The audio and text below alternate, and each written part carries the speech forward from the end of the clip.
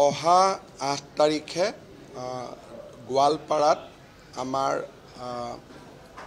পাইকান ফৰেষ্টত গুৱাহাটী উচ্চ ন্যায়ালয়ৰ নিৰ্দেশ মতে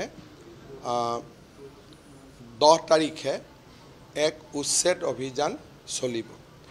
8 তাৰিখে চাপৰত আমাৰ যি পাৱাৰ প্লান্ট হ'ব সেই উদ্দেশ্যে 8 তাৰিখে আমাৰ চাপৰত উচ্ছেদ অভিযান আৰম্ভ হ'ব। কিন্তু চাপৰত উচ্ছেদ কৰাৰ আগতে প্ৰায়বিলাক ৰাইজ আঁতৰি গৈছে আৰু যিসকল লোকক তাত মেডিপট্টাৰ মাটি আছিলে বা চৰকাৰৰ আবল্টিত মাটি আছিলে তেওঁলোকক চৰকাৰী আইন অনুসৰি ক্ষতিপূৰণৰ ব্যৱস্থা কৰা হৈছে, যিসকল দখলদাৰ নহয়, যাৰ নিজৰ মাটি আছে। কিন্তু পাইকানখন যেহেতু ফৰেষ্ট 10 তাৰিখে হ'ব, তাত এতিয়ালৈকে বহুত মানুহ আঁতৰি যোৱা নাই।